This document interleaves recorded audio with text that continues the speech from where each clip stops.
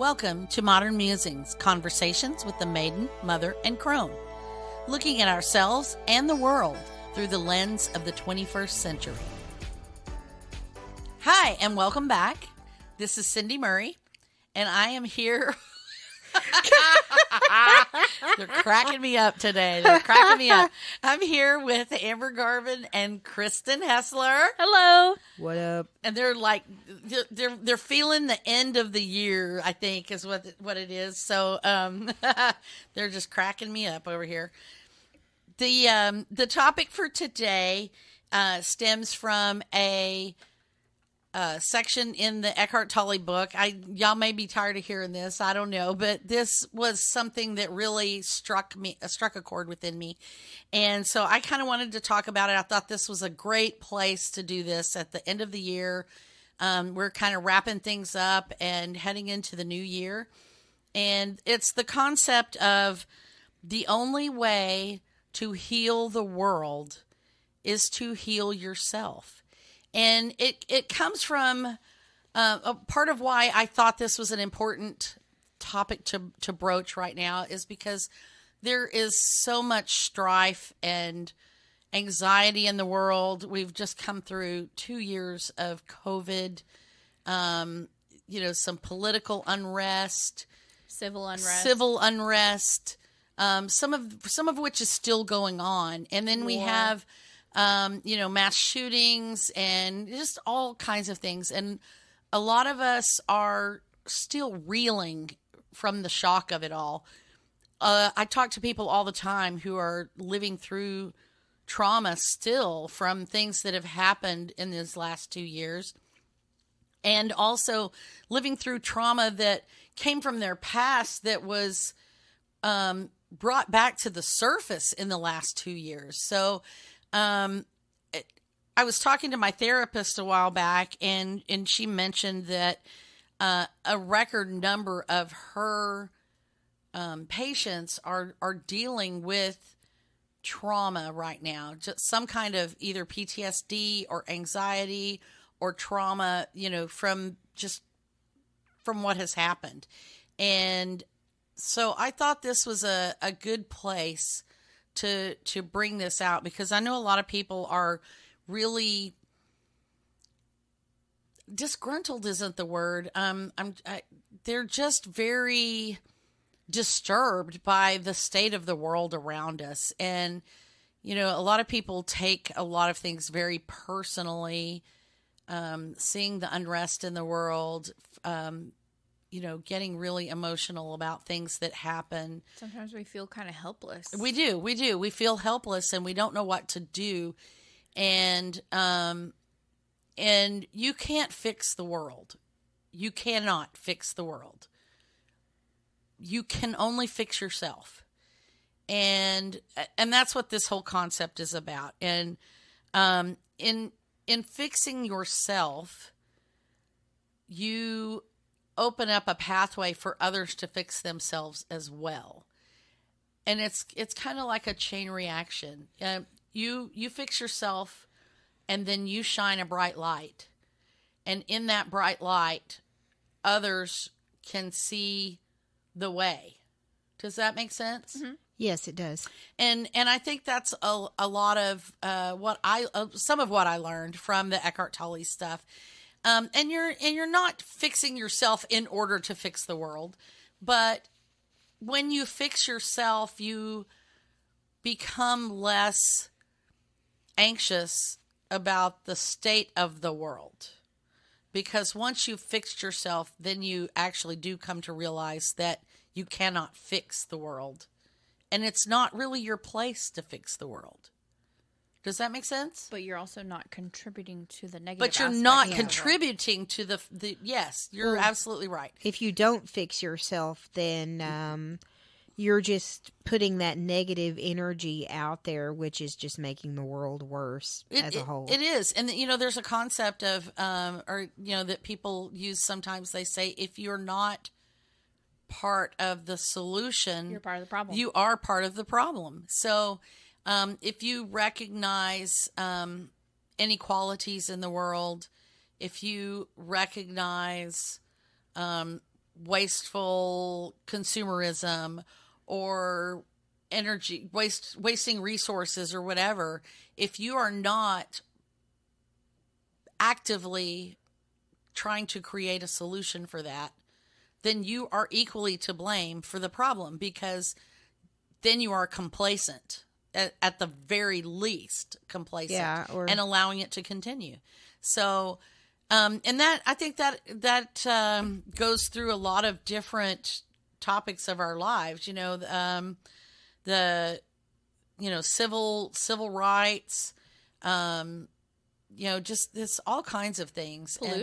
Pollution. And like we talked about, the consumerism, we've become a increasingly more consumerist society. The idea of fast fashion and disposable goods, and it's wasteful of our resources. It fills up our landfills. My husband and I went camping a few weeks back, and we were driving out in the country, and we saw yet another huge landfill being built up, and it was horrifying. And they're just dumping this stuff in there. Eventually, we're going to be all living on top of these landfills, or they are going to tower above us like skyscrapers, and we are just continuing to contribute to the amount of trash that goes into them. And I'll be the first to say I often throw recyclables into the trash, because it's easier, if I'm out in public or whatever, to do that than to take it home and rinse it out, or go to the effort of finding a recycle bin. I'll also be the first to admit that a lot of times at home, I don't necessarily rinse out that can of soup before I put it in the recycle bin. And so then what happens is it contaminates the recyclables, and it just goes to the trash.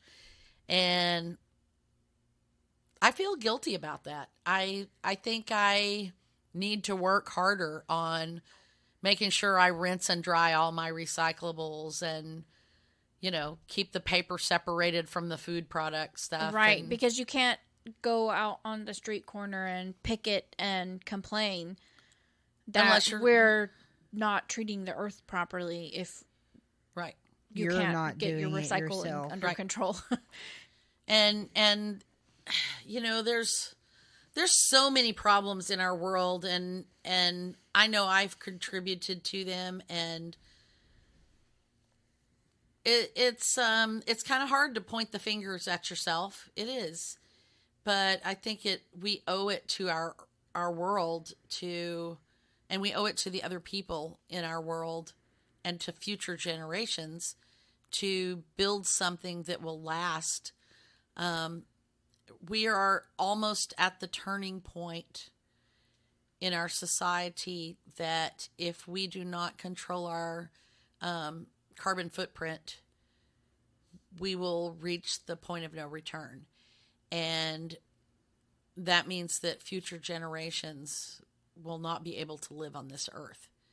And so unless we learn to fix the problems here, we're only going to carry those same problems out to other planets or whatever, and we're going to have those same problems.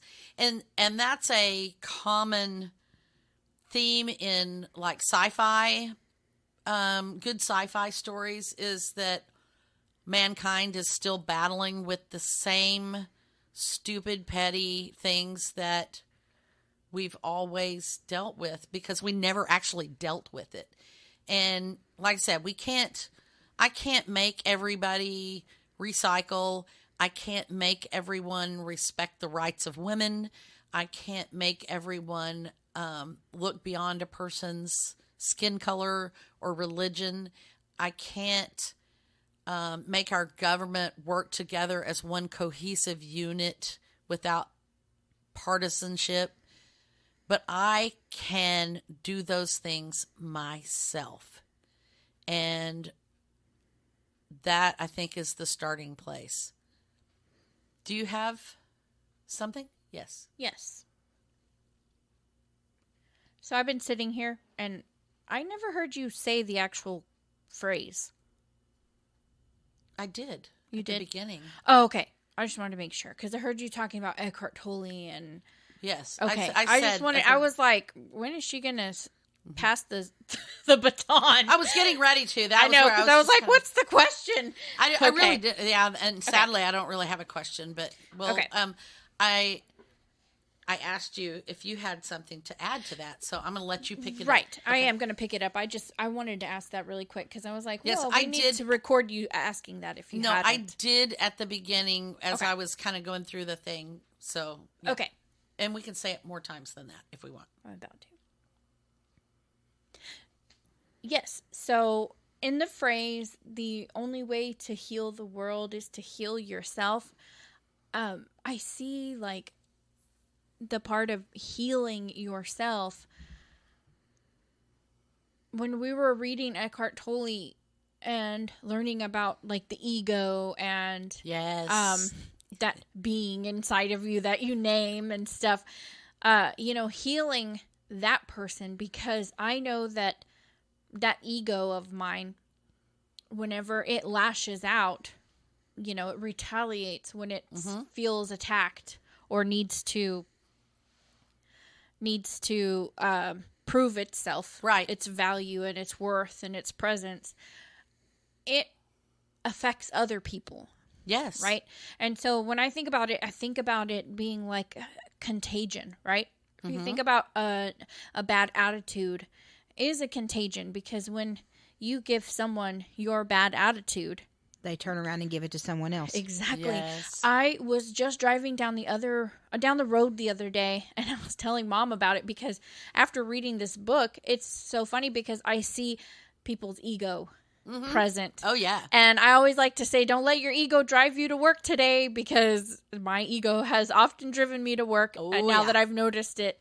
And I was actually driving through some rush hour, and these two pickup trucks were both trying to get into the lane, the same lane in the same spot. But instead of one of them just letting the other one go, they start honking at each other. No, it wasn't even that. They were doing this road ragey, like, I'm going to cut you off kind of thing. And it was like 2 bucks in the wild. But a buck is doing that because of the hierarchy of the animal kingdom and the need to mate, and it serves a purpose. It does serve a purpose. But we are more sentient and above that, in a sense. I don't want to say like humans are above animals, but we have the ability to have awareness, and that's how we can heal ourselves, is by becoming above that, right? And coming out of those animal instincts to attack and fight. And one of those guys in the truck, or women, or whoever, these pickup truck drivers, one of them could have just let the other one go, but the egos came out and they were wrestling for dominance. And I thought, oh my gosh, if everyone drove like that, we would not go anywhere. Because what ended up happening was these two guys like had enough with each other's attitudes on the road, and one of them zipped off and peeled out and like tried to get off the highway really quick, and the other guy followed him. And I thought, oh my gosh, I hope they're not gonna take it beyond road rage. Right. And people do, though. But they do. A lot of people get killed that way. That is the stem of it. Like, you have to pick your battles. And, sometimes people aren't trying to cut you off because they want to be in front of you. This guy was just trying to get off the highway, and the other guy was trying to get on the highway, and they were both trying to get into the lane at the same time, but their ego wouldn't allow them to, back off and let the other person go. They had to go first. Yeah, they couldn't just live their life. They were stuck in this, Well, it really, it really makes me mad, like, driving to work in the morning, like, same thing, but, like, the cars will drive crazy, and it's so funny to, like, get around me, because I try to drive normal, I guess, will drive crazy to get around me, and then, like, they end up getting stuck behind someone else, so they're literally gonna be less than a minute there before I am, right? Because they're stuck, right? Yeah, because you can only go as fast as the surrounding traffic. Yes. Yeah, right. And I was laughing with Mom because I was noticing that I am noticing other people's egos more, and I think that's my ego telling me like, "Hey, look at those people's egos," but it's also that's my ego pointing out other people's what you egos. see in other people are things that are in you, and that is a good thing and a bad thing. Yeah, if you I think I'm at that stage now. Yes, of development where you're seeing those things in yourself, because I drive that way sometimes too. I'm like, gosh, no, you're not going to pass in front of me. Why are you trying to cut me off? But it doesn't matter. It doesn't really slow me down to let off the gas for a minute and let that car on the highway. Because you're not going to get there any faster. Yeah. And that's microseconds mean nothing. When I'm talking about healing yourself, heal the world, heal yourself. In order to heal the world, you have to heal yourself. And in a lot of ways, it's finding those flaws in yourself, the things that you do that contribute to the problems, and also identifying that ego and getting yourself out of the ego and healing your traumas. A lot of us react. We still have knee-jerk reactions to traumas that have happened in our lives. I know I have a lot of trauma in my life from growing up very poor. I have a lack mindset, which, if you don't know what that is, that's when you've grown up in a situation where you really don't have much, or maybe not even enough to sustain your life sometimes. And even after you grow up and you get a great job and you have money and everything is fine, you still hoard food. Or you fear, fear or you're going to run out of something. Yes, you have fears, and sometimes you're not even aware of those things. They're just subconscious. The way that you treat money and the way that you treat the people around you, you hide things from people to keep them from using your things, and you're very protective of personal items and things like that. And this is just one example of this kind of trauma, but that is, that's one of those things. The way you treat other people often stems from those traumas in your past. And so in order to heal the world, you've got to quit treating people as a reaction to the traumas that have happened to you. If you go throughout your life thinking that people are trying to take away what little bit that you have, then you treat people unfairly, and it affects their lives, not just yours. And your children's and lives. It affects your children's lives. Your children will have other things that if you had trauma from dealing with the police when you were younger, or by seeing a family member deal with the police, then you are more than likely going to instill that fear of the police into your children, and you are going to remain fearful of the police, and you may be disrespectful of the police and thus cause more problems. And this is, it's not all police are bad. Obviously, not all police are bad. Well, you can turn that mindset around, because I had that same fear growing up, and then I got a job as a police dispatcher, and I was a police dispatcher for a while, and I saw, maybe not as a police officer, what police went through, but I was at the station and saw and heard everything that police go through on a daily basis. Right. So now I have a newfound respect for the police, having worked for them. Right. And that's true of a lot of, people distrust doctors.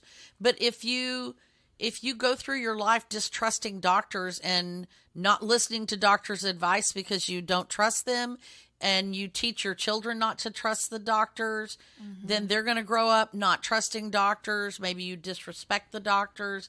It doesn't help the situation at all. And there's lots of ways to heal that trauma in you. And like you said, you can go look at it from another perspective. Yeah, always look at it from the other person. Always look at things from another perspective. But that's one way of healing that trauma, is by looking at that other person's point of view.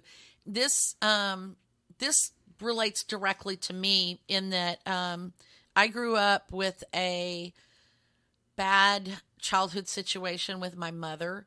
I didn't have the greatest relationship with my mother, and now my mother has dementia, and so I really can't ever repair that relationship. But I am responsible for her care because my sister died. My brother lives 350 miles away. So I am her caregiver. And there's parts of me that were angry with her, and in part still are angry with her for my upbringing. But as I get older and I come to see things from her point of view, which is not to say that she is telling me what she thinks or whatever, and I'm just agreeing to it. You're allowing yourself to see I'm it through allowing what you my, think her eyes would be. Yeah, I'm allowing myself to see what she went through. And I am seeing that my mother was, she had some mental issues that were beyond her control. And nothing that she ever did to me was On purpose or intentional, or, there was no intent to harm there. What she did was to protect herself or doing the best that she could under the circumstances. And the more I allow myself to imagine what I would have done in her place and to see how her mindset actually was, rather than what my child brain my ego was telling me was happening, then I am more easily able to forgive those things and let them go. I'm not as angry as I was. And in not being as angry as I was, I'm able to give that benefit of the doubt to a lot of other people as well. And it's hard. I think a lot of it comes to you have to understand when people are acting from their ego and allow them to act from their ego and not react to their ego. Yeah. And that's what it is. It's the react. That's why I say it's like a virus. It is. It's contagious. Because tonight was a great example. We went out to dinner to a restaurant, and it was busy. There was one cook, one waiter, and one prep person that we could see. And there was all these people standing around looking for a table. The one waiter that we thought was the waiter was bussing some tables as fast as he could. We couldn't determine if it was a seat yourself or wait to be seated because there was no sign. And Kristen ran over to the waiter that was bussing the tables and asked, "Is this seat yourself or do we need to wait to be seated?" And he was curt and rude and told her to just wait a minute. And that started our whole experience off poorly. That started us into that spiraling attitude. And then we sat down and we realized that they didn't have menus anymore. No waiter came over. There's like a little QR code in the middle of the table, and it says order and pay on the app, and then you can go get your food. And I couldn't get the QR code to work. It went by so fast. It closed out the page, and it wouldn't bring up the code that I had to verify on my phone. And I really didn't want to put my phone in this app because I don't want to give my phone out to a bunch of people that are going to sell it to scammers. And I use my phone for work. I had a lot of reservations about this. So I called, we saw another waitress pop up. So she was bussing some tables. So I, motioned her over and asked her, "Is this the only way?" She copped an attitude. And it took me like 4 or 5 tries, and I couldn't get my order to go through. And finally the waitress came over and said, "Let me just do it for you." on the phone, and she had a lot of attitude. And so by then we have attitude. We're frustrated. I'm mad. I'm ready to give them a bad review, immediately bad review on my, on the phone and everything. But I go get my food and I sit down and I eat, and I'm mad because they don't have some of the items that I liked anymore. And, I'm just not having a good time at this restaurant. And it started out with that first confusion and whether we sit down or whatever, and just the attitude. And we eat, and then we go to pay with our phones, and the ticket is all messed up. And there's no explanation on, there's no one guiding us. No one guiding us. No waitress coming over. Self-service. And during the process of this, we had to wait forever for drinks. I got the wrong drink. My granddaughter Raina never got her drink. And we kept talking to them about it, and they kept coming around. And eventually another waitress popped up, and she was trying to make things right. She was, just hustling and trying to do stuff, but it was chaos. And so we get to this time to check out, and Kristen realized that she had already paid immediately after she ordered, and she had paid for Amber's. Amber's order had showed up on her ticket. And then I can't get the ticket to pull up on my phone at all. Amber pulls it up on hers, and it's my ticket. So we're like very confused, you know. And so we call over the one helpful waitress, and she comes and sits down, and she says, "I'm sorry, I don't even work here. This is," and we're like, "What? What? But you just brought me my food." Yeah. And she says, "This is my husband is the manager here. He was the first waiter." The waiter. The waiter. Yeah, the waiter. He was bussing tables, and he's the manager. And he here. was cooking. And he was cooking, because they only had one cook in the back. And so she said, "This is my husband's restaurant. He's the manager here, blah, blah, blah, blah, blah, and let me get him over here just as soon as he can, and we'll straighten it out." And she said, "Yeah, the waitress just walked out." And she starts to explain that the other waitress that had been helping me with my order, she had gotten kind of reprimanded from the manager that she was moving too slow and spending too much time talking to the tables. I'm sure she was probably helping them through their apps. With the app. It apps. Was ridiculous. Because it was ridiculous. And we were so confused. Yes. And, but he told her she was taking too much time talking to these tables, and she got mad. And she just, "I'm out of here." And she walked out the door. And so now they're down a waiter. And so he called his wife to come over, and she brings her 2 young children who are sitting in one of the booths. And so she puts on a uniform shirt and just starts helping. Right. And what a good wife, right? Kudos to her. And he's just haggard looking. You could see by this point, he comes over and he explained, we were explaining to him what's happening, and he's just like, "I hate this stupid app. I hate the way they're doing He had this look on his face like, not again. Yes. Not one more thing today. No, yes. And I was just like, oh, that's why you got short with me. Right. And so he's having, this terrible day already. And then, and oddly enough, we're sitting there talking to the wife, and we'll figure it out. Here comes the waitress back in. She came back. And she said, "Yeah, I had to go out and smoke a cigarette because she just had a bad day. Frazzled. Yeah. She was frazzled. Everybody there was frazzled. Everybody was frazzled. And because they're understaffed, and the stupid app's not working right, and there's no explanation on the app how to do the order and how to make it work. There's nothing there that this corporation has set up for this business, so they're trying to figure it out. And, I'm a senior citizen. I mean, they expect us to figure this out. And you have to do this ordering on your phone. What if you don't have a phone? What if you don't have a smartphone? Because there are still people with flip phones who don't have smartphones, and, things like that. So I'm just like, this is not bueno.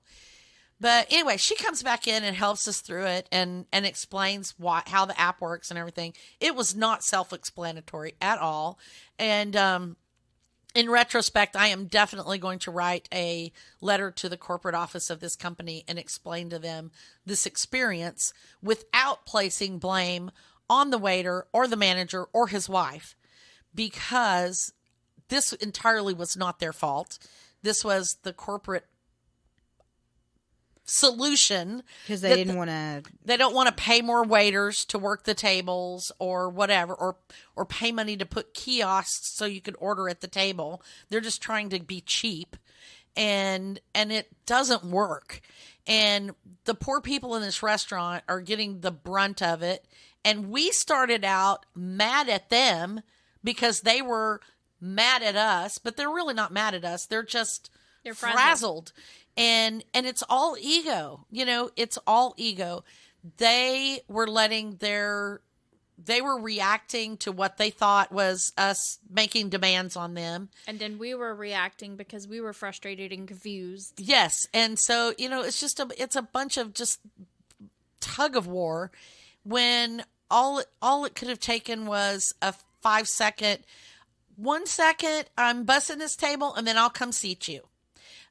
Or having a sign at the front that says seat yourself or please wait to be seated.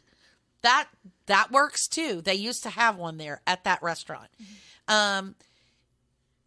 With the ordering system, a little sign that says first you do this, then you do this, and then you do this. Right. How to pay out. Instructions on the app. How the payout process works.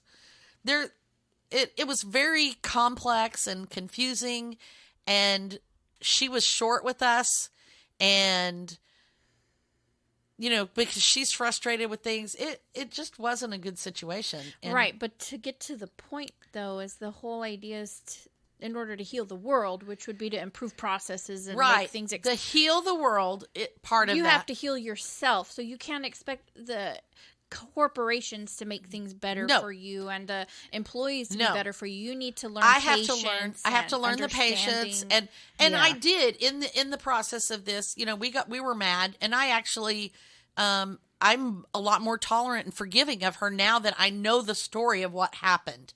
And I think that's the key there, is to open our minds and see that other person's point of view. Exactly. That's why I was like, I hope you're going to this. Well, I was trying to get there. It was turning into a rant, but there's always a moral, right? It's not a rant. It's really is a moral. The moral of that is that if I had known her story, when I took the time to listen and to observe, them, and that wife and that manager sat down at the table next to us, and we laughed and we talked and we agreed that this was rough on them, and I felt really bad for them that they had such a rough night.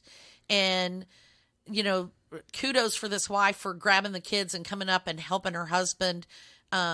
Thank God he has somebody he can lean on to help him in that time, and I think I want to make the point that you have to listen to the other person's point of view. You have to think of it from the other side. And when you can learn to do that, when you can stop just listening to your own ego, then you can be patient. And if I had done that from the beginning, I saw that he was busy. I saw that there was a whole line of people waiting for this table that he was trying to bus. I didn't have to get attitude about that.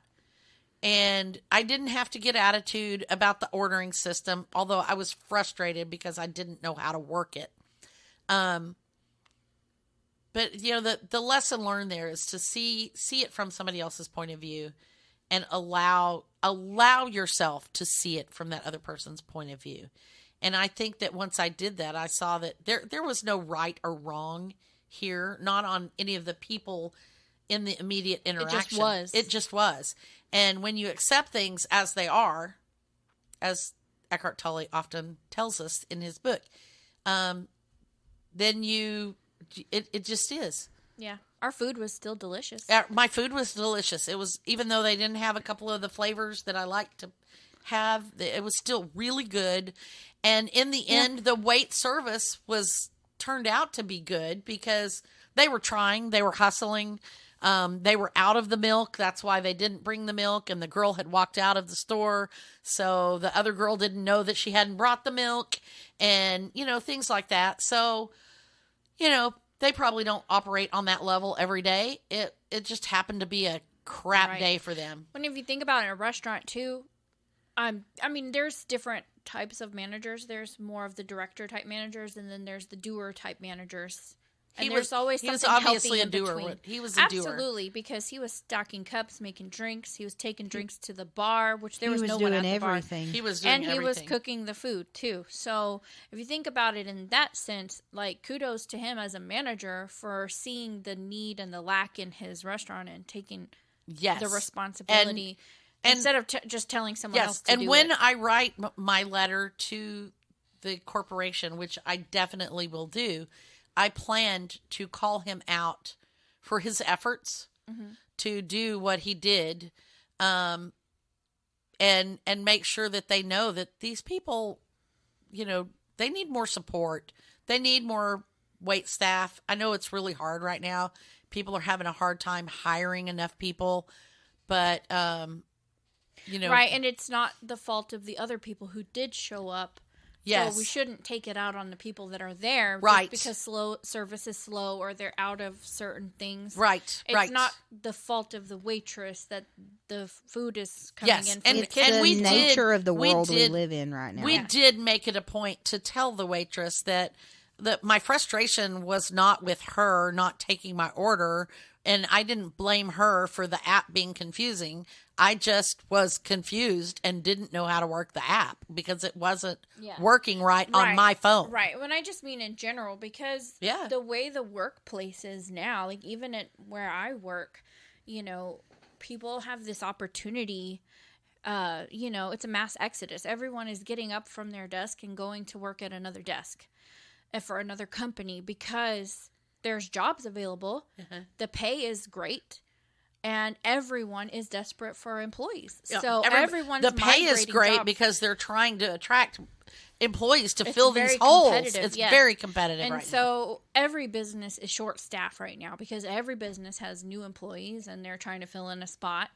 And there's so many people that retired early, because of COVID and work from home. And we lost people from COVID. We lost a lot of people, right.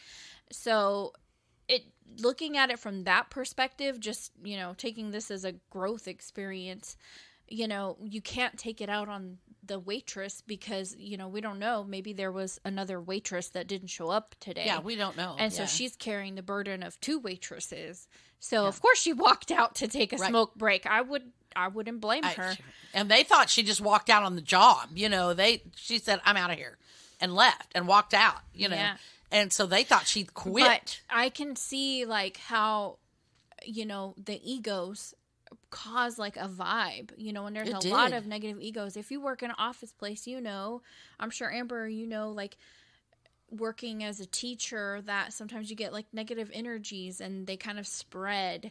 Absolutely. And that's the part of the world that needs to heal is that if we can all just stop spreading the negativity and spread more positivity, we can at least heal that part of the world. It's not going to clean up the trash and the damage and the pollution of the past, but our positive vibes that we give each other of kindness, love, respect, human dignity, yes, those things will not erase time, but they can change the momentum in the negative direction that we're heading. Right. At least get to a place where we can stand face to face and communicate with each other and understand each other. I think that's where a lot of it is, a lot of misperceptions about, well, you think this way, but that may not be the way those people think. Maybe you just think they think that way, and you've never really talked to that person to define how they think. Oh, right. How many times have you met someone and you're just like, I don't like them? Yeah. And you don't know why. Right. They Well, just give off a vibe or right. whatever. But Or what I kind think of they talk vibe about are me you behind. giving them Right. because you have this misconception, preconceived, Yes. emotion about somebody that you don't even know, Yeah. and you might be subconsciously being rude to them or standoffish. You don't even know. Because Yeah. you don't like The them, vibes. or you think because that you don't think like they them. don't like you. Yes. Oh, yes. yeah, true Not enough. even that. Just sometimes you might not like somebody because you think they don't like you. Yeah. Like if somebody's kind of gruff or shy, or, shy people don't Shy. talk to people, don't talk to people, don't talk to people. And then people think they're standoffish Or they're being rude or or they're snobby. being rude or snobby, but it's just that they're shy or maybe they're autistic and they don't Have think the same. they don't have the same social skills that you have, so they don't think to say hi when they walk in the room or to say goodbye before they leave. But you're judging them and saying they're rude, and then you have that attitude What about is that? them. Judge, jury, and executioner. Executioner, yes, Yeah. and that comes back to I don't like to throw biblical things in there because we're not everybody is that listens to us as a Christian or whatever, but there's some great phrasing in there, like judge not lest you be judged yourself. And the golden rule, do unto others as you would have them do unto you. And that really is a key element there. How would you want people to treat you? If you are the waiter and you're frazzled and those people walk in the door and they're asking for your help, if it was you, what would you want the waiter to say to you? If you are the people walking in the door tonight and the waiter's over here like not paying Busy. attention to you, what would you do if you were the waiter and you were really busy? You don't know whether he saw you or not. You don't know if he acknowledged you and it was just trying to hurry and finish, or if he didn't even see you over there. He may be so intent on his work that he didn't even notice you were there. So if you were the waiter, how would you want that waiter to respond to you? Or how would you, wait a minute. If you were the waiter, how would you want those customers to behave towards Right. you? And use that as your guide. Right, because as customers, we are always like, well, the waiter should treat me this way. Well, think about how the waiter probably would like the customers to treat them that way. Yes, yes. Yeah, that is a really valid point because we always think of ourselves because we're customers. And hopefully someday we can bring one of my friends. She is a career food service Person, yes. industry. She's a career waitress and she loves her job. She loves serving people their food and taking care of them at their table.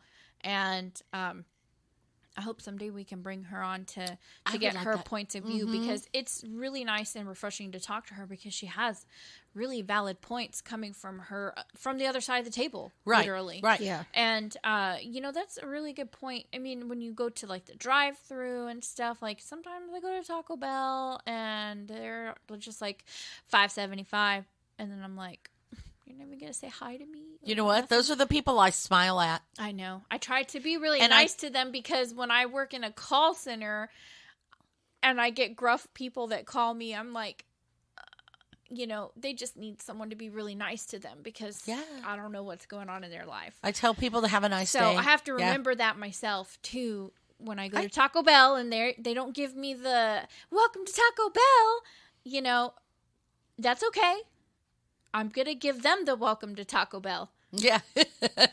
Yeah. know? Give them the smile and tell them have a great day. But not in a sarcastic way No, or a no. rude way or in a In a genuinely, unconditional. Unconditional. And that's the thing is that you're not when we talk expecting about anything back. unconditional love, we always think about like your family. Oh, I'm going to love my family regardless of how crazy they are because they're my family. They're my blood. But you should also unconditionally love your brethren of the Yes. earth Yes. because we are of the same blood as humanity. And Yes. you can't expect things from people. Like we all deserve the same thing. Mm-hmm. Not more so because I'm a customer or more so because I am, a patient or a doctor, or more so because I'm rich, or more so because I'm a female or anything like that. It should be, or more so because of my age or my title. It should just be unconditional. Yeah, I agree. And, you know, treat others the way you want to be treated. And look at it from their point of view. Absolutely. Did you have something to add to that, Amber? She's probably like, I really don't like eating with the Murrays because they complain. Well, I really wasn't angry about the whole situation. I know you were chilled. Yeah, I was just like, okay, I'm gonna scan this. And I wasn't I'm gonna angry either. I was order and frustrated. go get my food. Yeah. I wasn't angry either. I was frustrated. Oh. It was a frustrating situation because I couldn't figure out how to make the app work, and then my bill wound up on your phone, and I couldn't get it to pull up on my phone. It wouldn't come up on my phone. So yeah, I think for us, Amber, what makes it a little different is we were raised in a commentator family. Even my grandmother did that. She always had something to say about everything. Oh yes, and so my mom is the same way, and I'm the same way too. And I try to not do that. Well, you know, I grew up in a family where y'all know my mom. I turned out the opposite from that. Like, I turned out like my dad. My dad didn't say a word about anything. He just took it. Yeah, your dad is left. totally like my Travis. Yeah, like my dad just like, you know, if the service sucked, he was just like, oh, well, I'm still going to give him a $10 tip.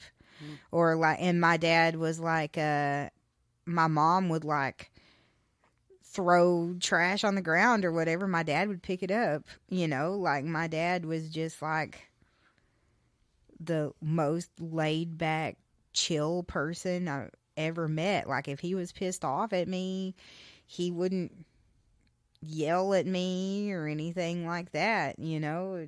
It was just like, and then my mom would yell at him all the time and he would just take it. He would just be like, he just wouldn't say a word. He'd just walk on.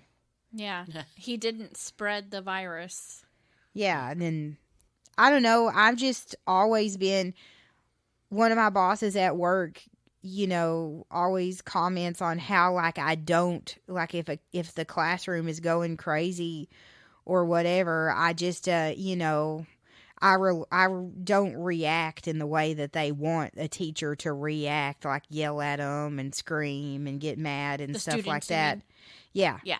Or anybody. I don't react in the way that anybody, like if they get, like my ex-husband was really emotional and would want to have an emotional response out of me. And I would just be like, no, I'm not going to give you that response. I don't react that way. It's just,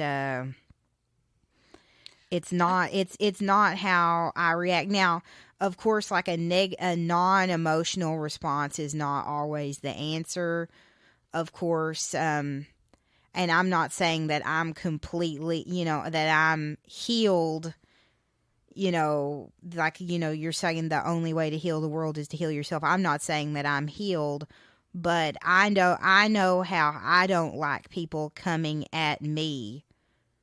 So I'm not going to come at that person and give them that angry response. Mm-hmm.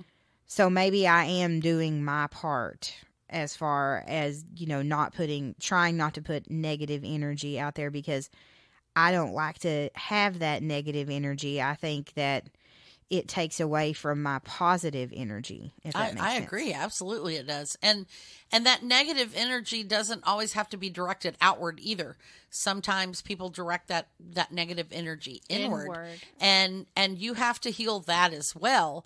I know a lot of people who are very self-destructive because they are inwardly directing all that negativity that's in their life. You know, they have they have bad things happen to them, and then instead of being angry at the world, they're angry at themselves, and they unjustly angry at themselves, and or even if it is justified, there's only so much blame that you can take. It doesn't serve a purpose to continually berate yourself for a mistake that you made 20 years ago. It's over. It's done. You learned the lesson. Yeah. And you need to get over it. It's not that important in the grand scheme of things. It may have changed things. It may have put you on a divergent path. It may have affected people that you love, but we're all still here. Right. Everybody's still here. You're still alive. They're still alive. You have to make the most of it. Yeah. Right. You learn by from what it. you say by get over it, she means accept it. Yes. Use it to propel forward. Not to hold yourself hold back. yourself back. Yes. Yeah. And I'm not just saying just get over it, Yeah, because, I know. That's what I was like. Yeah. Yeah. But, I know a lot of people who beat themselves up for things they did when they were younger, 10, 15, 20, 30, 40 years. I know people that are beating themselves up for things that happened 40 years ago. And, I myself have beaten myself up for things that I did when I was in high school or whatever, and I feel guilty about it. I feel bad about it. I think I'm a terrible person. I'm not a terrible person. And I learned my lesson. I don't do that thing anymore. The consequences usually caught up with me. And if they didn't, beating myself up is a consequence enough. And you don't have to continually punish yourself or blame yourself or hate yourself or think that you deserve it or whatever when life takes that turn. And so you need to heal that as well so that you can not keep that negativity, because even if that negativity is directed inward, it still hurts the people around you. And this comes out in alcoholism. This comes out in drug abuse. This comes out in sexual misconduct, for lack of a better word. Suicide, things like that, because people think they're not worthy of love, or they blame themselves, or they think they have no control, or they're not good enough, or whatever, and they hurt themselves. And it's not just you that you hurt. It also hurts the people around you. And even if you don't think it does, it does. It hurts them. And so heal yourself and do no further harm to the rest of the world. You have to heal yourself so that you aren't hurting others, if that makes sense. Definitely. And so do you have further comment on that, Kristen or Amber? Or Well, I mean, we were talking about goals last week, and the new year's coming around, and one of the things I noticed the past couple of years when I've been setting my goals is all of my goals have been about me. Mm-hmm. And I realized Mine are that too. last year when I was watching one of the people who do one of the goal planning books, Mm-hmm. I was watching her set hers up, and she was talking about doing like community service or something for the community. And I kind of looked at my book and I was like, golly, I don't have anything that has, a community something for impact. the community or for anybody else. All of my goals were for me. Well, I don't think that's necessarily true, because we do Modern Musings. While it is for us, it is a benefit to the community. Yeah, true. But in its own way. I mean, I'm looking at something that I can do, like an action change. Yes. A new habit or something that's good for the world. So I was thinking about that and thinking, what is something I can do that changes my behavior that's better for the world? Mm-hmm. In a sense, like not thinking like I'm changing the world by changing my behavior, but I am, because that's what we were talking about. Yes. Like being a better recycler or not using some products that I commonly use because it's not good for the earth or something like that. Or that it's not good for other people, which we have talked about in previous episodes as well. Right, Yeah. right. So, those change, all of those changes are, yes, being aware of the greater community, being aware of how our actions impact the greater community, and, being fair-minded and open and accepting of other people, regardless of their beliefs or race or religion or, orientation, nationality. Yeah, any of those things. So, just being open and accepting and willing to learn. By saying that I am open to all those things and accepting of all those things, it means that I know that I don't know what your point of view is. But I am open to hearing your point of view and accepting that is your point of view. Before making my own judgments. Yes. That's the step I want to change. Yes. And being informed, being enlightened, being accepting, and then moving forward. So, so those are some of the things I think about as well. Did you have more with that? Okay, well, if that's all, then I want to close this discussion with a quote from Gandhi. And it is, "You must be the change you want to see in the world." That was a quote I used for my one little word when I had change. I was like, I wonder if that's the one you're about to say. Yes, it is. And it really is. It goes, the only way to heal the world is to heal yourself. So you can't change the world until you are the change. And you can't make other people believe what you believe. You can't make people think what you think. You should just be tolerant of what other people believe. Yes. And by accepting their beliefs, you are the change. That's what we all have to do, is learn to be accepting and tolerant of each other, regardless of what our beliefs or our thoughts are, and be that change. And do your best. All right.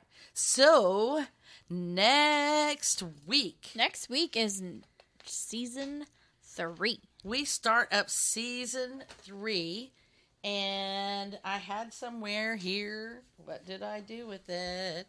Our topic is somewhere here. I am editing. This happens every time, by the way. I printed it out on I there. know. Every time. We're like, what's next week's topic? And we all scramble and look at each other like, It's always the one that we're not recording next, Right? So we're going to take some time off before we come back to it. And it's like, where is it? And I actually wrote it down this time so it would be on the list. And then I buried the list in a bunch of paperwork. So next week, actually, Amber is our hostess, starting off the new year with weird things your family does. Now, see, we're all going to be living with our families and visiting our families for the holidays. We're doing all this, right? Yeah. We're going to be reminded of all these little things that we've done. So, so we should have some good things to talk about. I hope so. I think it'll be good. That's it for today. And we'd like to give a special thanks to Red Door Studios and Creative Audio Tech for our music and recording equipment. And we'd also like to thank our loyal listeners. Thank you for making season 2 epic. I think it was epic. We've had some great conversations. We want you to join in on those conversations too. So if you enjoyed this podcast, please give us a good rating and share this feed with your friends. We need more listeners to join in on these conversations. And don't forget to check out our blog. It's over on our website at modernmusings.net. And if you're only listening to the podcast, you're only getting part of the story. And you guys have a happy new year. And we'll see you on the other side. Bye. Bye.